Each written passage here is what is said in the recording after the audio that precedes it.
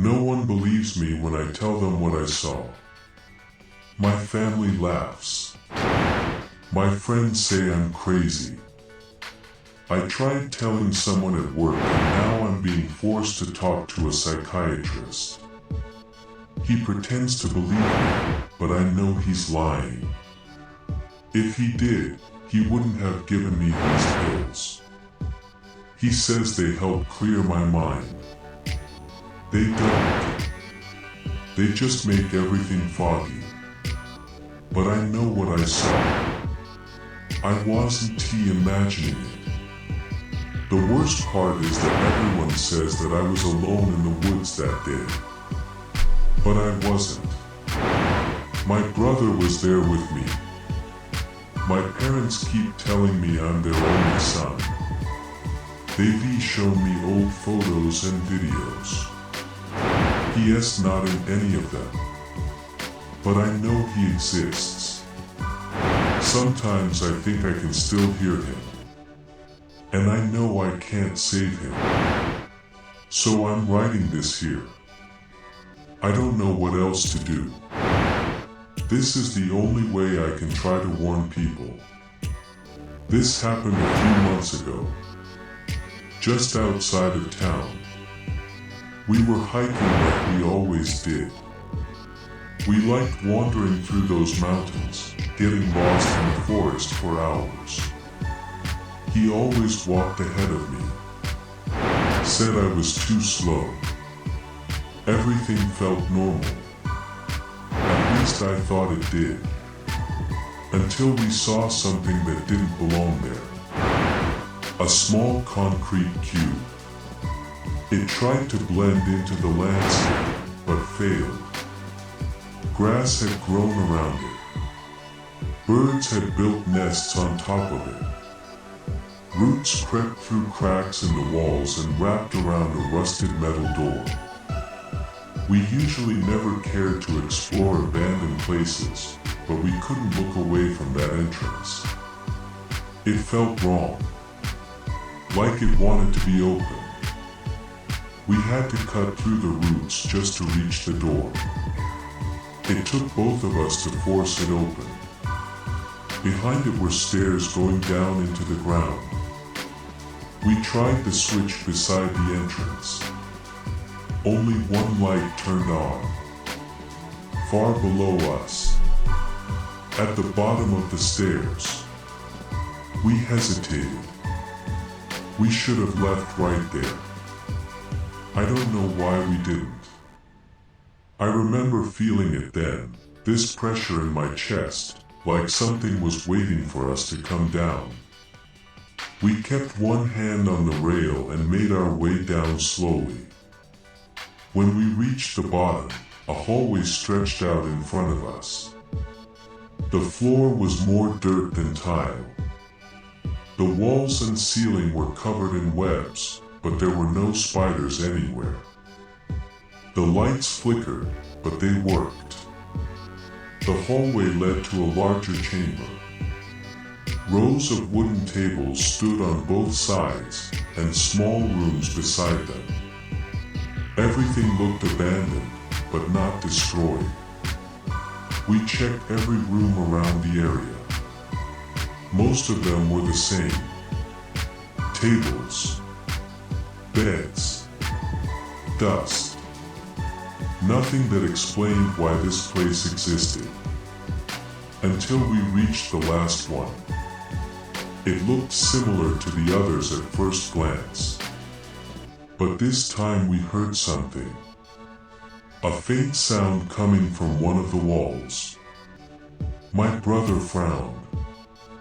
Do you hear that? I nodded. We stood there in silence, listening.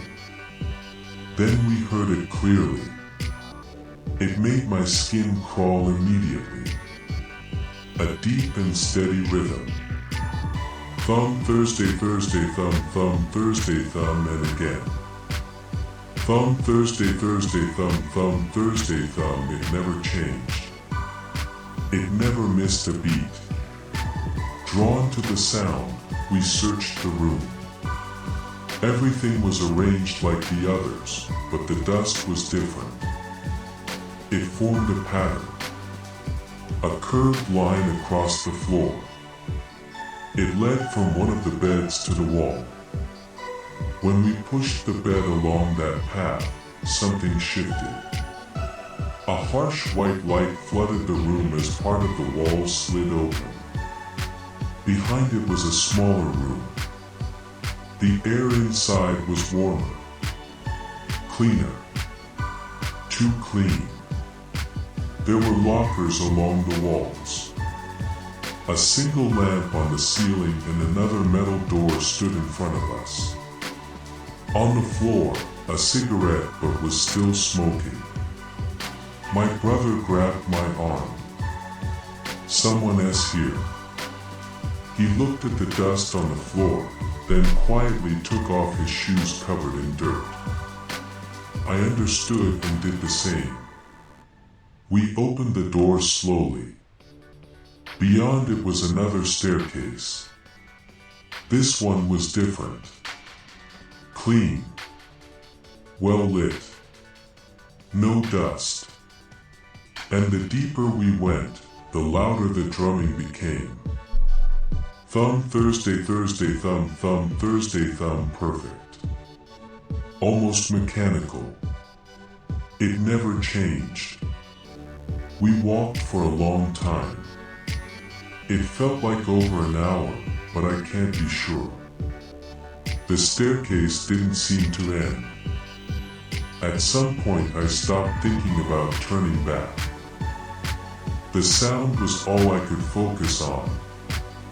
When we finally reached the bottom, we stepped into another chamber. It was about the same size as the one above, but completely empty. No tables. No rooms. Just two doors and a large window on the far wall. I don't know why, but I felt more trapped there than anywhere else. We moved toward the glass. Beyond it was a massive cave. Stalagmites rose from the ground like pillars. Stalactites hung from the ceiling above them. Harsh industrial lights lined the walls, flooding the entire cavern with a cold glow. And in the center stood something that didn't belong. At first I thought it was just rock. A pale formation twisted into the natural stone around it.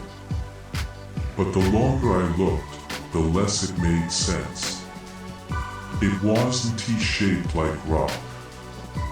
Or at least I don't think it was.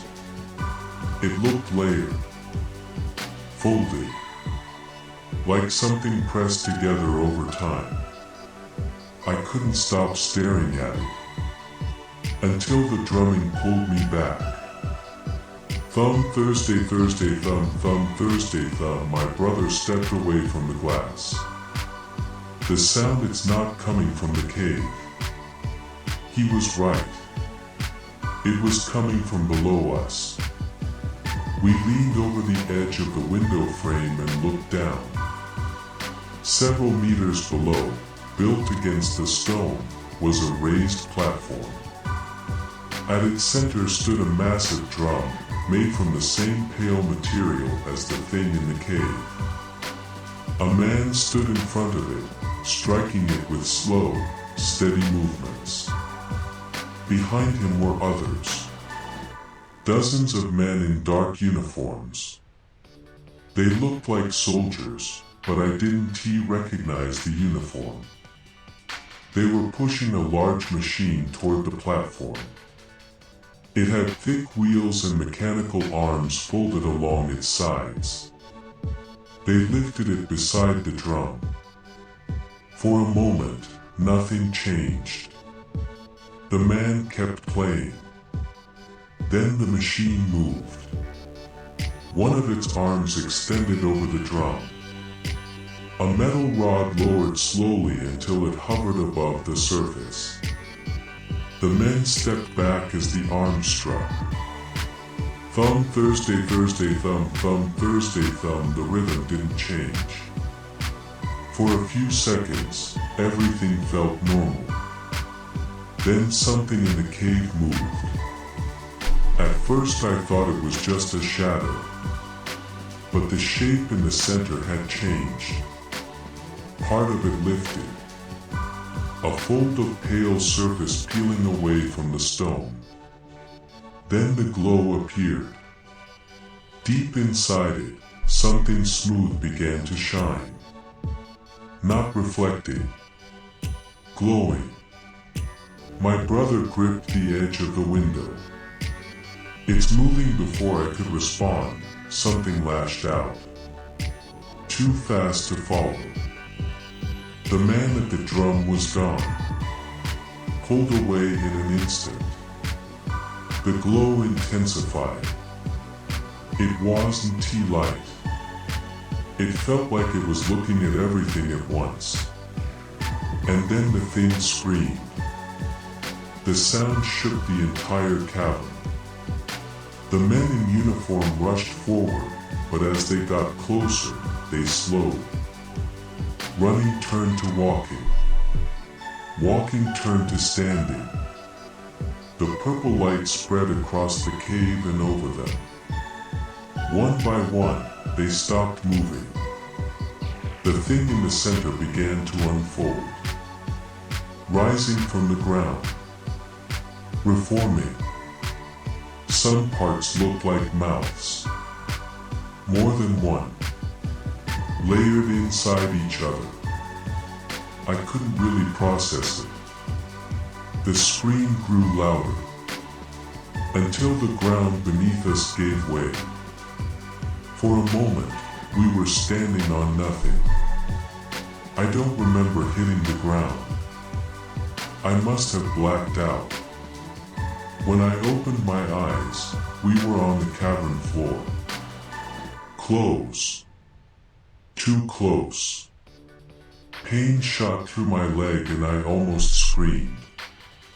My brother covered my mouth. "Not now," he whispered. "You can cry later." We stayed low behind some debris, hidden from the light. The soldiers stood motionless in front of us. For a long time, nothing happened. Then some of them started moving, slowly at first. They walked toward the thing, climbed it, and threw themselves into it. No one screamed, not even when they disappeared. Then the rest turned, all at the same time, looking toward us, toward me. I froze, stopped breathing, and waited. But they didn't look away. And eventually, I had to breathe. That was enough. They started moving, coming straight.